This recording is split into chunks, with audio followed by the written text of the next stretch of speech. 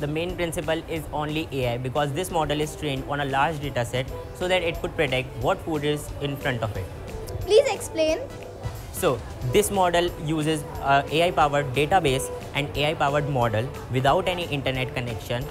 We have to just keep the food in front of it and it will automatically use its camera, detect it, and then will speak the output. Wow, what a unique idea. So what are your inspirations for this project? My inspiration is only that how this 2024 has become an AI era. So this means we could use AI to just make some learning things. Which domain of AI is used in this? Machine learning and computer vision is used in this AI. Wow, what an innovative idea. Can you show me the practical of this project? Yes, please. This is an AI image of burger. So I will just press enter from here and keep this image in front of this model. This model will use its camera to detect many images so that no lighting problem is there. So it will take some time, and then the model will send the image to the Raspberry for the AI model detection. As you can see, it started the capturing process and also finished it. Now it will speak the output. Cheeseburger, it has 262.0 calories and has 13.7 proteins. So have 25.4 carbs. This is how it all works. Wow, very innovative idea. That video was truly inspiring and encouraging. Matlab, the youth should be inspired watching you guys succeed and making something new for the fitness enthusiasts and the people who are into fitness. So guys, I want to know personally, ki, do you look forward into it? Matlab, what is the vision for you in future? I guess this machine can be more scaled on a large data set, and more food items can be added in it so that many people can buy it and check the data of their food so that they could maintain their diet. Wow, okay. आप हमारे show में आए और आपने हमको इतना motivate किया, हमारे बच्चों को इतना मोटिवेट किया and हमें इंस्पायर किया to do something new. Thank you so much. Thank you so much for coming to our show and telling us to do something. Thank you. Thank you. तो अब बात करेंगे एग्जाम स्ट्रेस पर and let's welcome Vivek Thapiyal जी।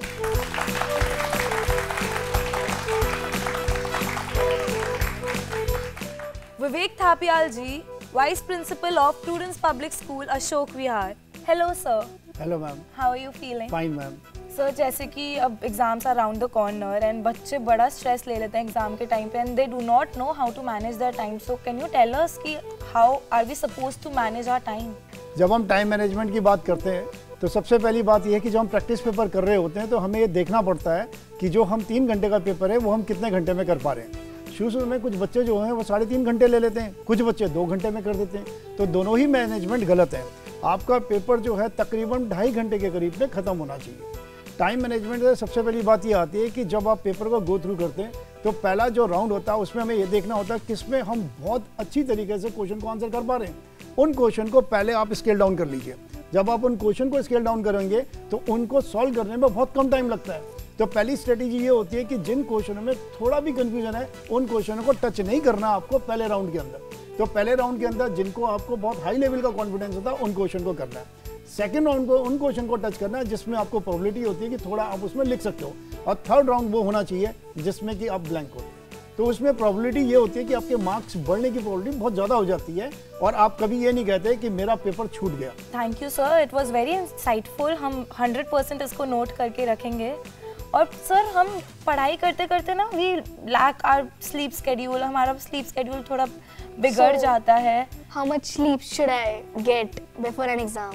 जैसे आपने कहा stress के कारण से क्या होता है, बच्चा 2, 3, 4 दिन से पहले सोना कम कर देता है। और ये बात मान के चलिए कि अगर बगैर सोए बच्चा पेपर देने जाएगा तो उसका माइंड का जो एक्टिवेशन रेट होता है वो स्लो हो जाता है, और जब वो स्लो हो जाता है तो उसको काम जो पेपर के अंदर जब उसका जो फास्ट मोड होता है काम करने का वो भी स्लो हो जाता है।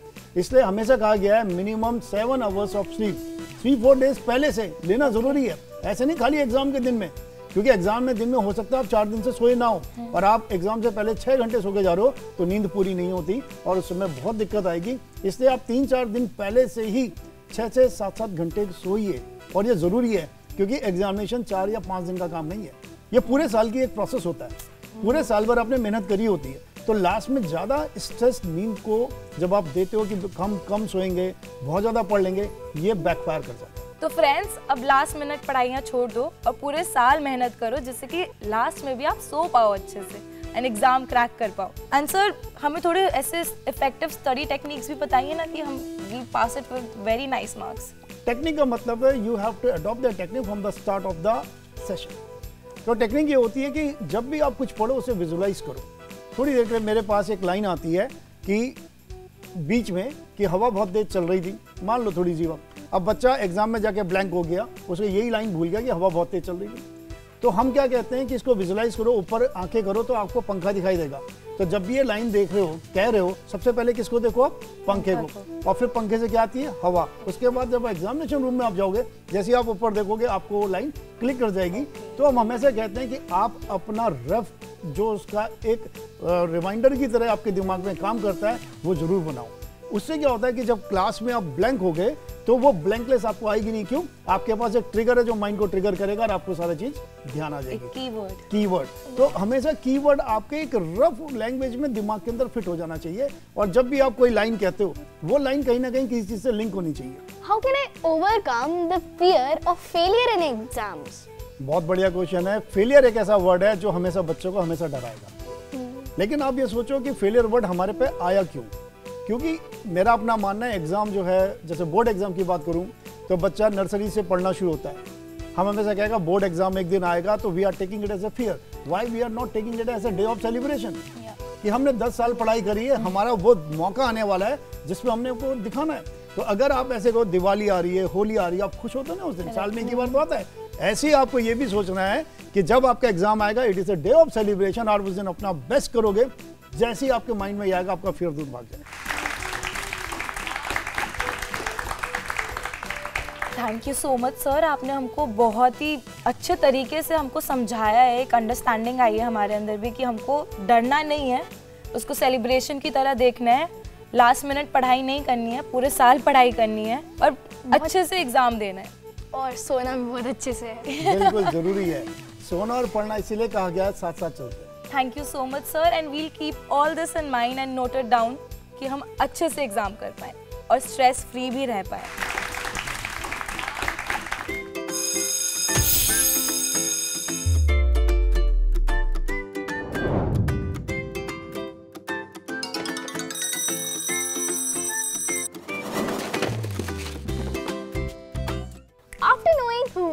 Coming, let's get back to the discussion part. So friends, how noble it is to have discussion with such inspiring beings. We need to learn a lot from them. They are truly inspiring. तो चलते हैं genus प्यारे की तरफ और करते हैं कुछ ज्ञान की बातें। तो बच्चों, आप तैयार हैं? आज हम जानेंगे कि हमारा भारत देश कितना प्यारा है। तो चले क्विज को स्टार्ट करते हैं। Are you ready? That's good. सही कहा जीनियस प्यारे। और अब फ्रेंड्स, अपना दिमाग तेज चलाने के लिए तैयार हो जाओ, क्योंकि अब पहला क्वेश्चन आने वाला है। तो मेरा पहला सवाल ये है कि भारत में कितने राज्य हैं? क्या इसका जवाब 28, 23 या 56 है? गिनते जाओ 28 पर रुक जाना।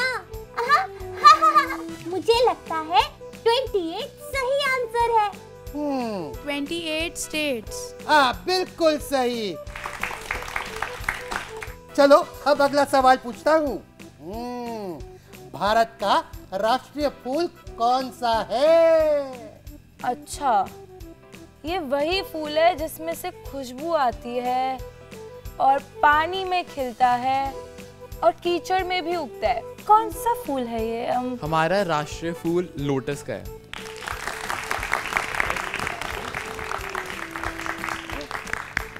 हाँ, सही जवाब।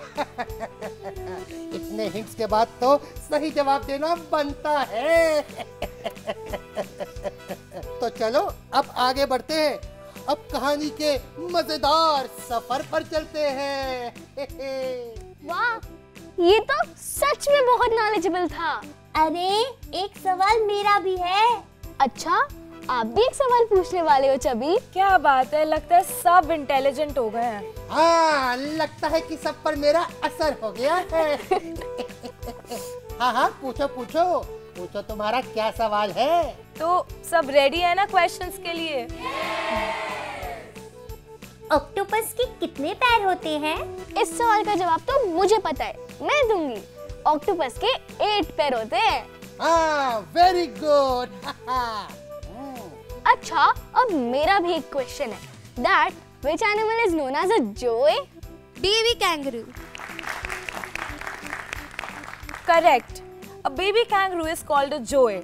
Unlike the young of most other mammals, a newborn kangaroo is highly underdeveloped and embryo-like at birth. Okay, next question. Which animal can survive up to 2 weeks without water? And the options are camel, kangaroo, Gila monster or an armadillo. बताओ बताओ। It's a camel. हाँ, बिल्कुल सही जवाब। तो मेरा अगला सवाल, हाँ ध्यान से सुनना मेरा सवाल। The male of which species give birth to its young? And the options are a seahorse, a clownfish, a frog, or an octopus. The answer is definitely seahorse. हाँ, बिल्कुल सही। और अब मेरा अगला सवाल, what is the longest living land animal on record? And the options are African elephant, a giant tortoise, Komodo dragon, or a blue whale. बोलो बोलो। The answer is a giant tortoise. हाँ, बिल्कुल सही। ओह, बहुत अच्छे। और अब मेरा आखिरी और सबसे मुश्किल सवाल, which animal holds the record for fastest running speed? And the options are a cheetah, an elephant, a lion, or a greyhound. Tell me fast. The answer is a cheetah. हाँ, बिल्कुल सही। ओह, तुम तो बिल्कुल जीनियस हो मेरी तरह। पाठशाला पाठशाला, ये मस्ती की पाठशाला पाठशाला। ज्ञान की बातें तो बहुत हो गई।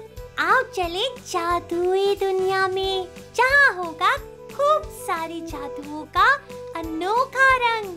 चलो मेरे संग।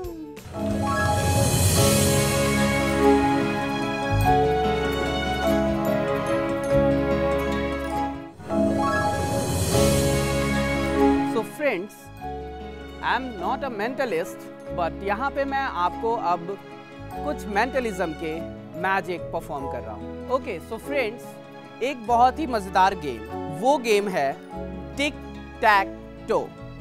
तो आज मैं आप सबके सामने, मैं एक तरफ और आप सभी एक तरफ खेलने जा रहा हूँ एक टिक टैक टो बहुत बड़ा गेम। मुझे इसके लिए आप में से एक वॉलंटियर की ज़रूरत है।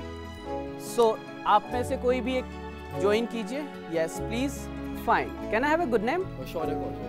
शौर्य।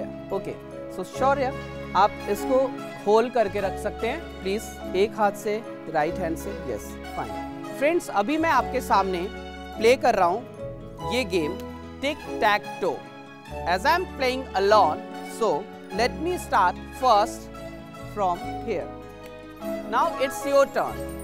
क्रॉस इज योर, और आपको बताना है कि नेक्स्ट मैं कहाँ प्लेस करूँ। Right corner, see it's a free selection right here.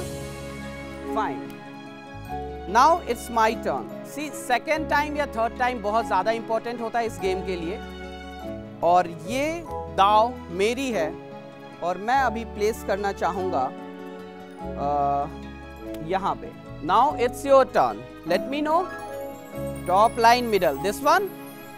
Okay, fine. तो लगता है आप अभी भी खेलते हैं स्कूल में। Fine. Okay, so now it's my turn and I don't want to be confuse. I am going to put it here only. Fine. So now again it's your right bottom. नीचे कहाँ पे? यहाँ. Great. You guys are very smart. अब जीतने नहीं दोगे मुझे? ठीक है, fine. Again, now it's your turn. Left, this one or this one? ये? Great. So अभी I am very new with this game or with this activity. So 50% I am sure कि picture right बनी होगी. Okay, let's see. 1, 2, 3. Great. So we are watching Masti Ki Pathshala and this episode from Doordarshan. Thank you so much, friends. Thank you, Shaurya. You can take your seat. So अभी मैं आपको पूछता हूँ, friends, आप में से सबसे ज्यादा किताबें पढ़ना किन्हें पसंद है? Raise your hand. Yes. So आप में से नॉवेल्स कौन पढ़ते हैं? Great यार. Okay. So you join me on the stage. Can I have a good name? Trisha. Okay. So Trisha, आप किस स्टैंडर्ड में हो? 10th. Fine. So आपको पढ़ना बहुत पसंद है. आपको पढ़ना बहुत अच्छा लगता है. अच्छा, अभी कैसा लगेगा मैं नेक्स्ट 2, 3, 4 मिनट्स के लिए मैं आपकी मेमोरी लॉस कर दूं, आपके माइंड के न्यूरॉन्स को डीएक्टिवेट कर दूं और आप पढ़ना भूल जाओ? अच्छा नहीं लगेगा. ये बहुत मजेदार होगा ना फ्रेंड्स, ऐसा अगर होता है तो. ओके. सो आप अभी मेरे इंस्ट्रक्शन को फॉलो करोगे. आप सामने देखोगे और मेरी बातें सुनोगे. आप सामने कंटिन्यू देखते रहोगे, आप मेरी तरफ मत देखना और मेरे इंस्ट्रक्शन को फॉलो करना. So Trisha, please close your eyes. Great. Trisha, आपको ऐसा फील करना है आप एक बहुत ही अंधेरे कमरे में हो और वहां पे आपको कुछ भी दिखाई नहीं दे रहा है. उस कमरे में एक स्टेयर है, सीढ़ियां हैं, सीढ़ियों पे आप चढ़ रहे हो धीरे धीरे. लाइक 10, 9, 8, 7, 6, 5, 4, 3, 2, 1. त्रिशा, आपकी आंखें खुल गई. आप अब पढ़ना भूल चुके हो. Let's see how. So friends, मेरे क्वेश्चन का केवल आपका आंसर यस एंड नो में होना चाहिए, इसके अलावा कुछ नहीं. फ्रेंड्स, आप पढ़ पा रहे हो? क्या ये इजी वर्ड है? क्या इस वोकैब को आपने अपने डेली यूज में लिया है? ये बहुत कॉमन वर्ड है, हर कोई जानता है. ठीक है, अभी ये पढ़ेंगी त्रिशा. सी, विदाउट डूइंग एनीथिंग, त्रिशा आपको माइक में लेके बोलना है. क्या है? माइक थोड़ा ऊपर कर लीजिए. पढ़िए, पूरा वर्ड पढ़िए एक बार. एस्क्यूप्रियोजी. थोड़ा तेज पढ़िए. एक्सक्यूप्रियोजी, ये ऐसा बता रहे हैं. सी फ्रेंड्स, आप पढ़ पा रहे हो सही से? Great. Wait and watch. So friends, मैंने नेक्स्ट वर्ड लिया है. सी, क्या आप पढ़ पा रहे हो फ्रेंड्स? ओके. आपको वर्ड बोलने नहीं है, just keep it in your mind. Okay, आप पढ़ पा रहे हो? इजी वर्ड है, एक सिंगल वर्ड है, कॉमन वर्ड है. ओके. सी, सो त्रिशा, आपको माइक में पढ़ना है ये वर्ड पूरा एक बार में. लाउक्लंजी. She said Laukingluji. Is it? Yes or no? No. See. Okay. Next word I have. So friends, क्या ये easy word है? क्या आप पढ़ पाते हो? See, अच्छे से? Okay, fine. So अभी इसको पढ़ाते हैं त्रिशा को. See. So त्रिशा, आपको फिर से प्रोनाउंशिएट करनी है वर्ड की माइक में अच्छे से. टुनांका. त्रिशा से मन्नन टुनांका. Is it? Okay, fine. So अभी क्या करेंगे? त्रिशा को पढ़ने के लिए माइंड के न्यूरॉन्स को मैं एक्टिवेट करूंगा. Again Trisha, close your eyes. फिर से आप उस अंधेरे कमरे में जा चुके हो और आपके सामने कुछ भी दिखाई नहीं दे रहा है। त्रिशा, आप ध्यान रखना, जो मैं बोल रहा हूँ उसको बहुत अच्छे तरीके से इमेजिन करना है, विजुअलाइज करना है अपने माइंड में। अगर आप ऐसा नहीं करते हो तो सकता है आप हमेशा के लिए पढ़ना भूल जाओ। इसीलिए आपको अभी ध्यान से मेरी बात सुननी है। त्रिशा, आप उस अंधेरे कमरे में एक चेयर पे जाके बैठ चुके हो, जिस तरीके से आप अभी यहाँ पे बैठे हो, और एकदम से आपके सामने रोशनी दिखाई देती है और वो कमरा पूरा का पूरा वाइट हो जाता है, सफ़ेद हो जाता है। अब आपकी आँख खुल जाती है। Yes, so now let's read it. आपको माइक में बोलना है। सो फ्रेंड्स, पढ़ पा रहे हो आप? ग्रेट। आपको प्रोनाउंशिएट करनी है। Experience. Great, clap for Trisha. Yes. So read it loudly. Laughingly. Again, read it.